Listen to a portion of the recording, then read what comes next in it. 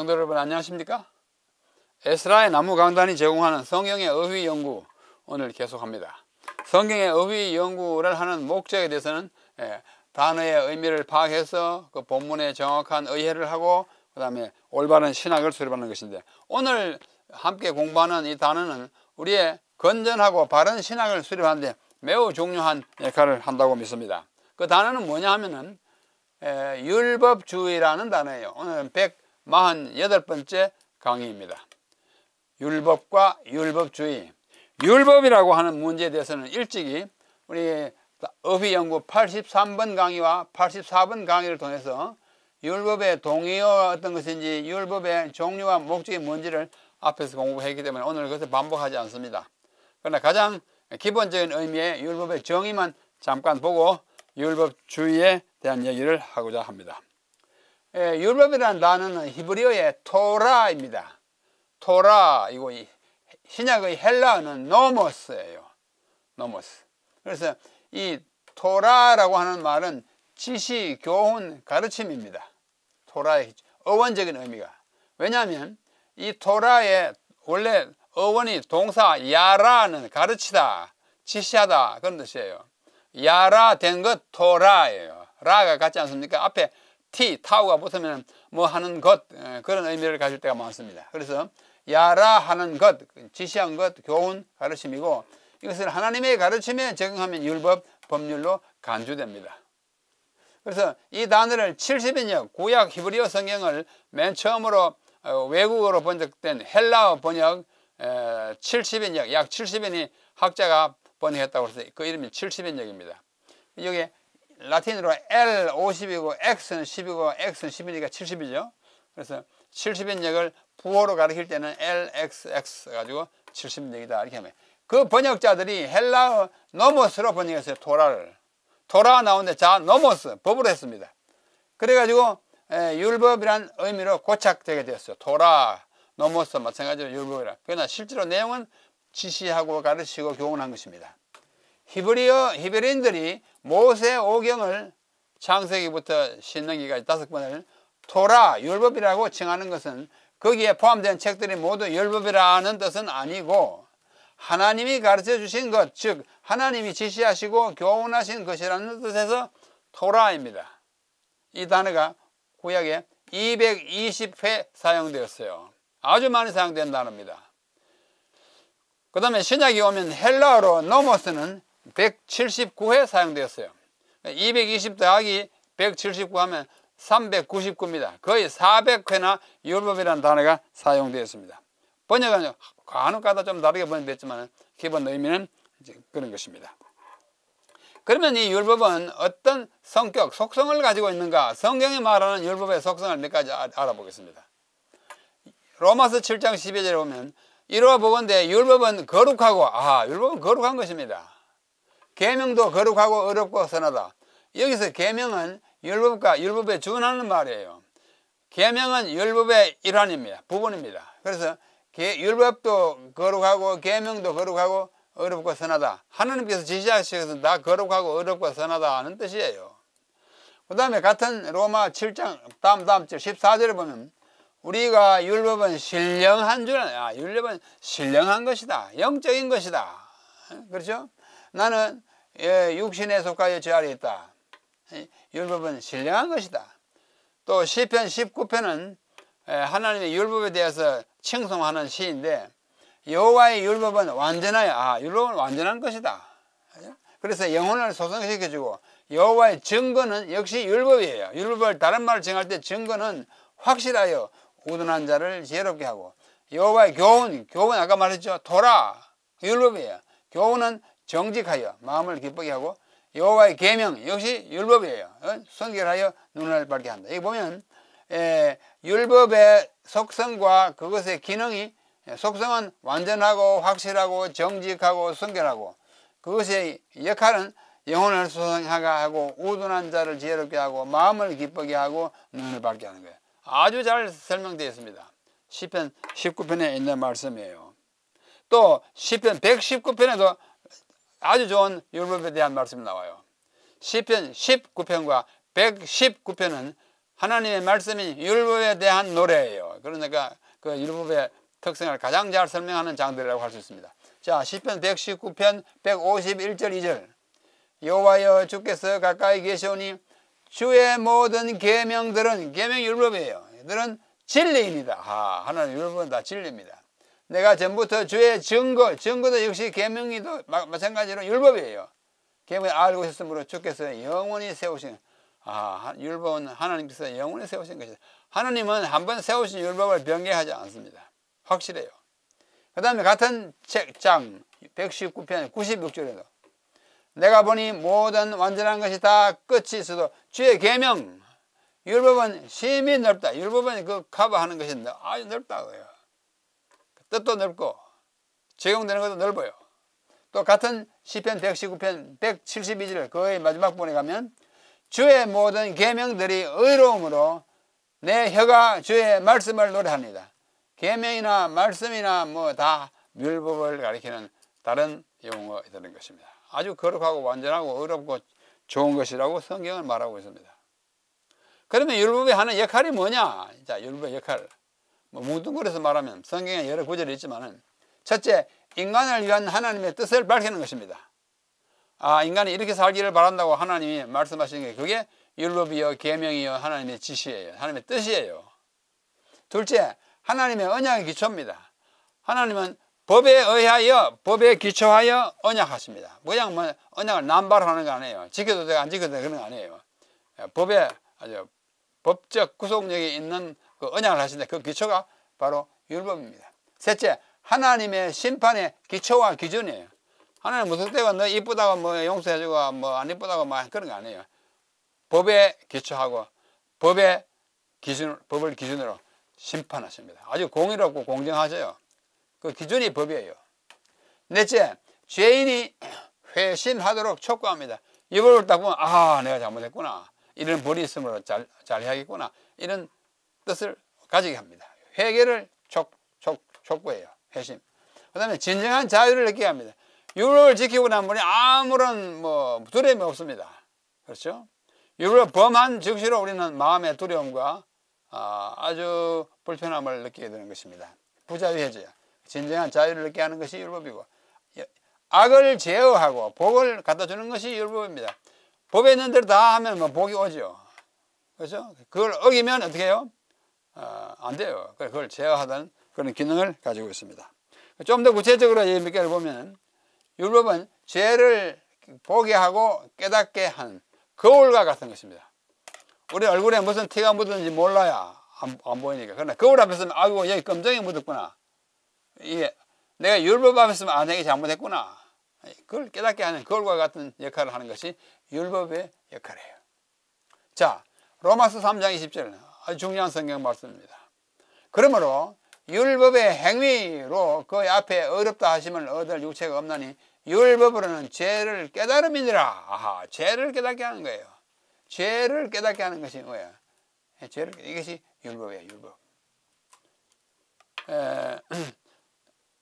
오늘날 국가에도 죄형 법정주의가 있습니다. 죄에 대한 형벌은 법으로 정해져 있고 법에 정해지지 않은 것은 좀 잘못됐다 싶어도 벌할 수가 없어요. 왜? 법이 없기 때문에. 하나님의 법도 마찬가지입니다. 하나님의 법은 다 있어요. 그 법에 따라서 우리는 살아가는 것입니다. 순종해 살아가는 것이에요. 그게 안전하고 자유롭고 그렇게 사는 것입니다. 자, 죄를 깨닫게 하는 것이 그 한 역할이고, 그 다음에 8번째는 율법의 역할이 뭐냐? 초등교사 또는 몽학선생의 역할을 합니다.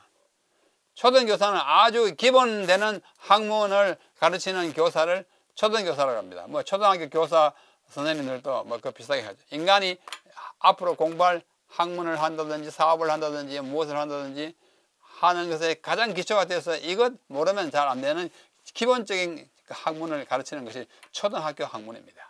그것을 가르치는 교사예요. 그러나 항상 초등학교에 머무르면 안 되잖아요. 졸업시켜서 빨리 올라가야 돼요. 자, 갈라디아 3장 24절. 이같이 율법이 우리를 그리스도께로 인도하는 초등교사, 우리 개역 개정판, 개역 한글판 성경에는 몽학선생, 몽자는 계몽한다는 뜻입니다. 계몽하여 가르치는 선생, 초등학문을 가르치는 교사 같은 것이에요. 영어로 하면 tutor라는 말은 가정교사를 가르칠 때 쓰는 말입니다. 아이 학습이 좀 모자랄 때 집에 와가지고 가정교사에게 아르바이트 하는 가정교사에게 시켜서 공부를 따라가게 하지 않습니까? 그걸 tutor라고 하는데 영어 번역에는 많은 번역이 이 몽학 선생들 초등교사를 tutor가 되어 우리로 하여금 믿음으로 말미암아 어렵다 함을 얻게 하려면. 자, 율법이 우리를 그리스도께 인도하는 초등교사, 야 이리 가자 이렇게 해야 된다. 몽학 선생이에요. 참 좋은 말입니다. 옛날 헬라 시대에 아주 철학을 공부하는 많은 학자들도 전쟁에 지거나 이렇게 하면 부잣집에 노예로 갑니다. 그런데 학문은 철학인데 직분은 뭐예요? 이 몽학 선생이에요. 집에 가서 초등학교 가정교사 역할을 하는 경우가 많았습니다. 참 억울했겠죠. 그런 아이들이 학교 갈 때 이 아이를 돌봐주고 올 때 또 데리고 와서 또 모자란 거 가르쳐주고 이렇게 해요. 그러나 그런 교사 밑에서 수십 년을 보내면 이 아이는 망칩니다. 빨리 다른 고등학문을 이해하도록 발전시켜줘야 되는 것이죠. 아주 초기 단계에 인간이 어떻게 살아야 할지를 가르쳐주는 그 교사 역할을 하는 것이 율법이에요. 우리가 율법 아래 시키는 것만 하고 이러면 사람이 넓은 수가 없어요. 발달되지 않습니다. 율법도 그와 마찬가지입니다. 자, 그 다음에 율법은 참 좋은 것이고 거룩하고 어렵고 뭐 그랬는데 율법이 할 수 없는 것이 있어요. 율법에 할 수 있는 것은 제한되어 있습니다. 할 수 없는 게 뭘까? 갈라디아 2장 16절 성경에서 가장 긴 절 가운데 하나입니다. 자, 갈라디아 2장 16절 다 같이 한번 읽어보십시다.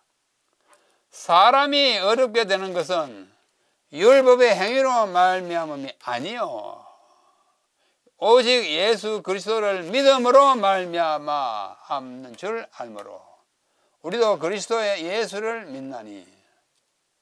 율법에 할 수 없는 것은 우리를 어렵게 할 수가 없어요. 사람이 어렵게 되는 것은 율법의 행위로는 못해. 안 된다고요. 사람이 구원을 얻는 것은 율법이 아닙니다. 율법은 우리의 죄를 지적해주고 올바르게 살아라고 권면하는 것에 머무릅니다. 예수 그리스도를 믿음으로 얻어지는데 이는 우리가 율법의 행위로서가 아니고 그리스도를 믿음으로써 어렵다 함을 얻으려 함이라. 율법의 행위로서는 어렵다 함을 얻을 육체가 없다.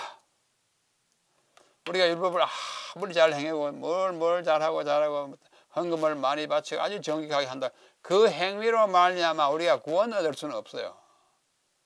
만약 그게 가능하다면 그 행위가 우리의 구주가 되는 것입니다. 그건 아니에요. 율법이 할 수 없는 건 우리의 구원입니다. 우리를 어렵게 하는 거예요. 율법 자체는 어렵지만 우리를 어렵게 하지는 못해요. 율법 자체는 우리를 거룩하게 하지는 못해요. 우리를 어렵고 거룩하게 하는 것은 우리 주님 능력뿐입니다. 자, 같은 갈라디아서 2장 21절 마지막 절인데요. 내가 하나님의 은혜를 패하지 아니하노니 만일 어렵게 되는 것이 율법으로 말미암으면 율법이 우리를 어렵게 한다면 율법이 우리를 구원한다면 그리스도께서 헛되이 죽으셨느니라. 맞죠? 예수님이 십자가에 달려 돌아가심으로써 우리가 구원을 얻게 됐는데 만약 우리가 율법으로 구원을 얻는다면 예수님 뭐하러 돌아가십니까? 예수님 십자가에 돌아가신 것이 뭐예요? 헛되이, 헛것이라고 그래요. 우리가 혹시라도 내가 하는 행위, 율법을 잘 지키는 그거로 말미암아 구원한다고 조금이라도 믿는다면 예수님 십자가 팽개치는 겁니다.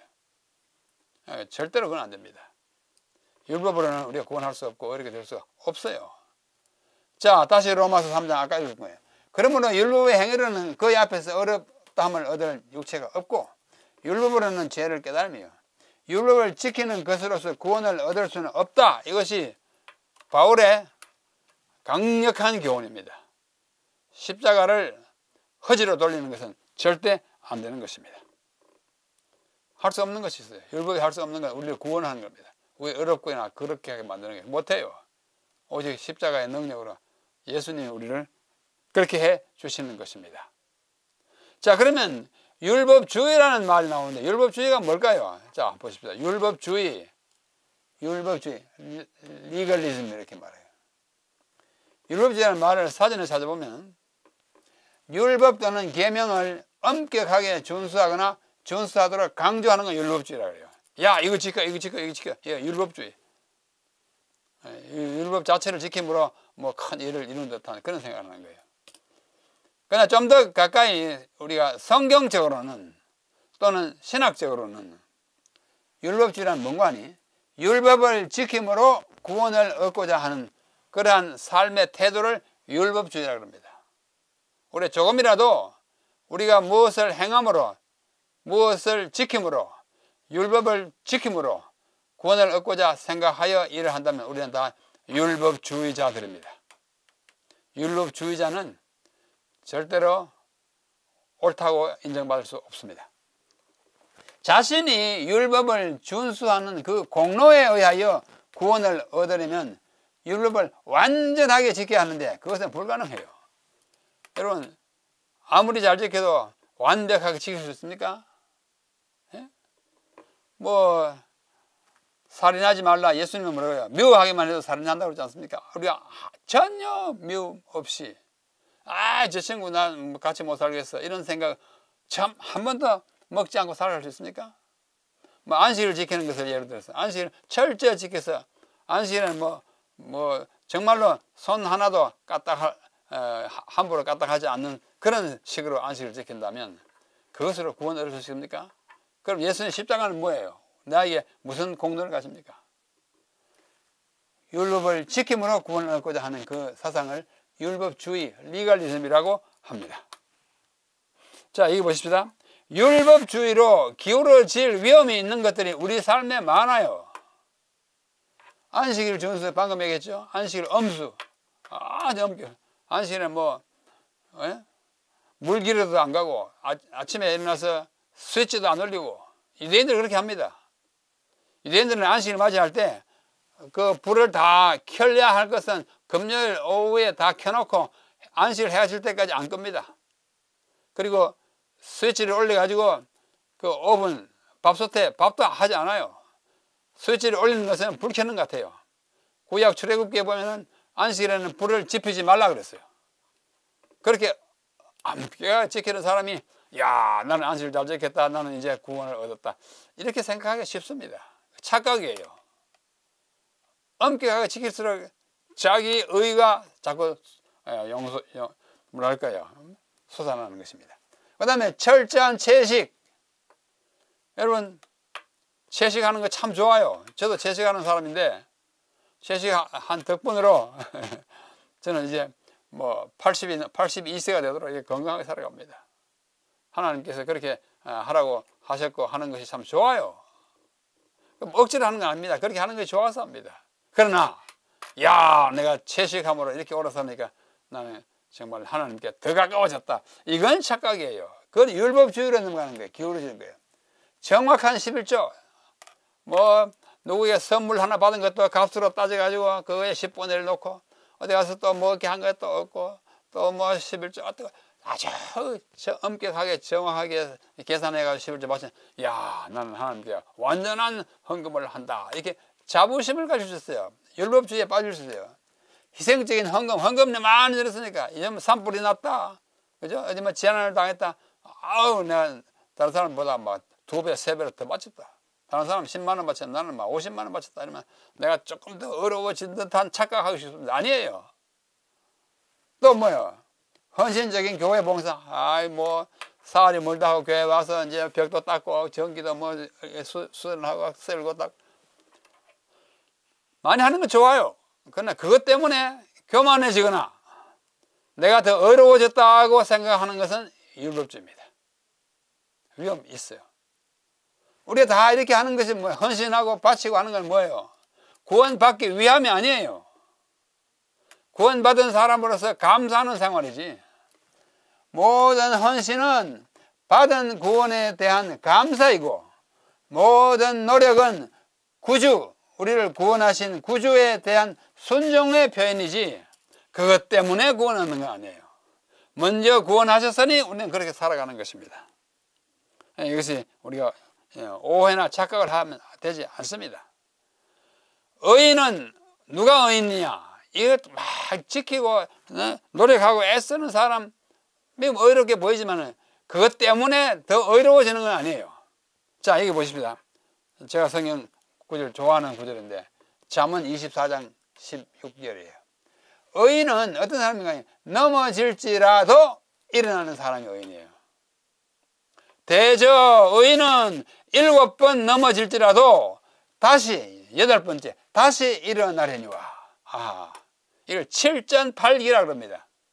7전팔기. 7번 넘어질지라도 8번째 일어나는.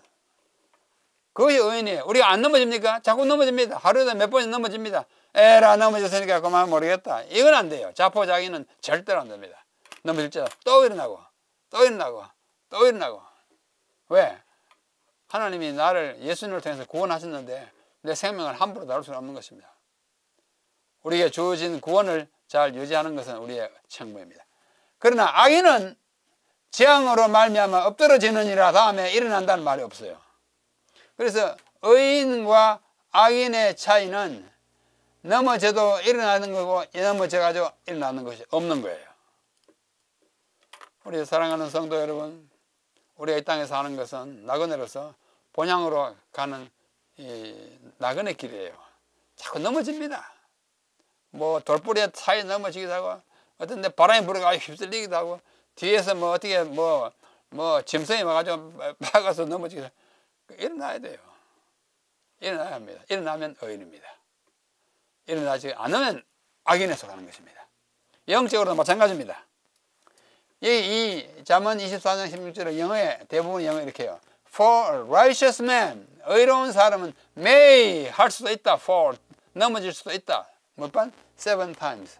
and rise again. 7번 넘어질지라도 8번째 일어나고 다시 일어나지만 그 다음에 but the wicked man, wicked, 악한 사람은 shall fall by calamity. 재앙으로 말미암아 넘어질 뿐이에요. 일어나지 않아요.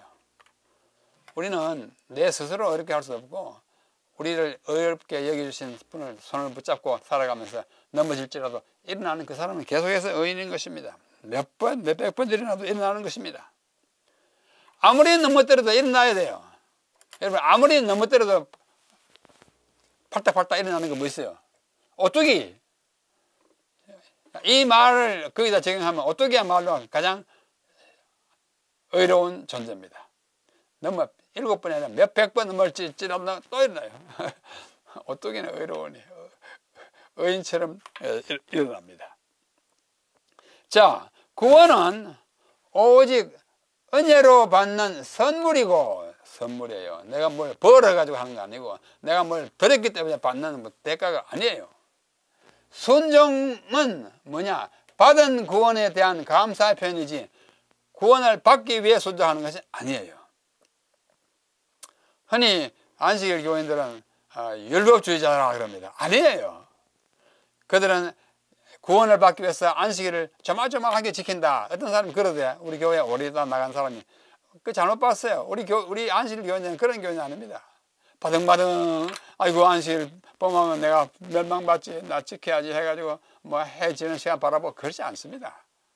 우리는 하나님을 믿고 구원 얻었기 때문에 얻었다고 믿기 때문에 순종하는 것이 율법의 준수입니다. 자, 로마서 보면은 1장 5절과 16장 26절은 1장 5절은 로마의 초반이에요. 16장 마지막 부분의 26절은 아주 맨 종반이에요. 1장 5절의 로마서에서 그로 말미암아 우리가 은혜와 사도의 직분을 받아 그의 이름을 위하여 모든 이방인 중에서 믿어 순종하게 하나니, 믿게 하나니로 끝나지 않고 믿어 순종하게 하나니. 바울의 믿으면 순종이 뒤따르고 있어요. 항상 그래요. 여기도 그렇고 여기도 처음에도 그렇고 그때도 영원하신 하나님의 명을 따라 선지자들의 글로 말미암아 모든 민족이 믿어 순종하게 하시려고 알게 하신 바 그 신비의 계시를 따라된 것이다.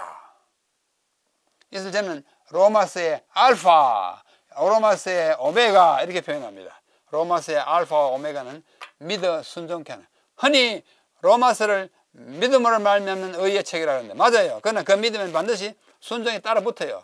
순종 없이 알아 예수님이 십자가에 달려 돌아와서 나를 위해서 알아 하나님은 말씀으로 천지를 창조해서 알아 예수님은 재림하셔. 그것만 믿음이 아니에요. 그럼 뭐냐? 그렇게 하신 분을 따라서 율법을 지키면서 살아가는 것이, 그게 하나님의 백성의 도리인 것입니다. 그러므로 우리는 굉장히 주의해야 돼요. 율법은 거룩하고 어렵고 선한데 율법주의는 아주 악한 것입니다. 얼마나 악하냐? 예수님의 십자가의 희생을 허지로 돌려버리는, 헛것으로 만들어버리는 그런 악한 일이에요. 꼭 사람을 해치 악한 거 아니에요. 예수님의 십자가를 아주 헛되게 만들어버리는 그 악한 일이에요. 그래서 제가 여기 모든 주의, 율법주의 같은 주의에 주의하라. 율법은 좋지만 율법주의는 주의해야 돼요. 그 빠지면 안 돼요. 율법은 좋지만 율법주의는 안 되고, 믿음만은 구원 얻지만 믿음주의도 곤란해요. 믿음만 있으면 다 된다. 아니에요. 믿음으로 구원 얻는 건 맞지만은 믿기만 하면 아무것도 안 해도 된다. 이건 참 믿음주의입니다. 그건 아주 참 주의해야 됩니다. 복음주의 좋아요. 우리는 다 복음주의 글 쓰면 됩니다. 복음이 우리에게 이를 왔다. 예수 그리스도를 통해서. 그러나 복음이 우리에게 있으니 다 팽개치고 가족도 팽개치고 뭐도 팽개치고 내가 할 의무 같은 아무것도 안 해도 되고 헌금이고 필요 없다. 복음인데 이렇게 하는 복음, 이런 복음주의는 안 됩니다. 채식주의, 채식 좋아요. 채식주의는 곤란합니다. 채식주의는 뭐예요? 내가 채식함으로 더 어려워진다. 그렇게 생각하는 거예요. 그거 아니에요. 안식일 마찬가지. 안식일을 거룩하게 지켜야 돼요. 그러나 안식일을 지킴으로써 구원 얻는다. 그건 안 되는 것입니다.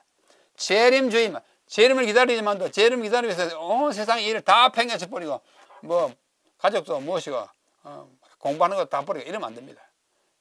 재림을 기다리되 현재의 의미에 충실해야 됩니다. 사랑주의, 사랑은 참 좋아요. 율법의 완성이고 믿음, 소망, 사랑 중에 최고예요. 그러나 사랑만 하면 돼. 안 해요. 그러나 사랑주의라고 합니다. 완전주의, 우리 완전해야 합니다. 그러나 내가 완전함으로 구원을 얻고자 하는 것은 완전주의, 그건 안 돼요. 오늘 율법과 율법주의에서 이 모든 주의에 주의할 것을 당부를 드리는 것입니다. 결론 1. 우리가 율법의 행위, 즉 율법을 지킴으로써 구원을 받고자 하는 것, 율법주의는 십자가, 즉 그리스도의 죽음을 헛되게 하는 것입니다. 절대 안 됩니다. 용서받을 수 없습니다. 자기의 self-righteousness라고 하는데 내가 의로워서 구원한다. 그건 안 돼요. 예수님의 의로 우리는 구원을 받습니다. 둘째, 우리가 율법을 지키는 것은 구원을 받으려고 하기 때문이 아니에요. 구원을 받았기 때문입니다. 율법 준수는 구원받은 자의 의무이자 특권이에요. 내가 안식을 지키는 것은 나를 구원해 주셨으니 이 날이 정말 좋은 날이다. 거룩한 날이다. 우리를 위해서 주어진 날이다. 그걸 지키는 것이지. 내가 안식을 안 지키면 구원을 못 얻을까 봐 누구 말처럼 벌벌벌 떨면서 안식을 지키는 게 아니에요.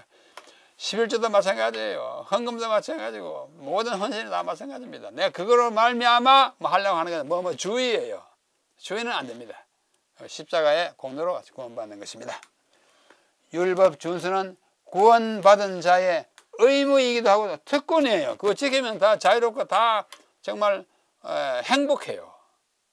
그래서 오늘 율법과 율법주의라는 말을 여러분들에게 좀 이렇게 구분해서 말씀해 드리면서 주의에 빠지지 않도록 주의하시기를 간곡히 부탁드리면서 오늘 148번째 율법과 율법주의에 대한 강의를 여기서 마치겠습니다. 여러분 감사합니다. 다음 시간에 또 뵙겠습니다.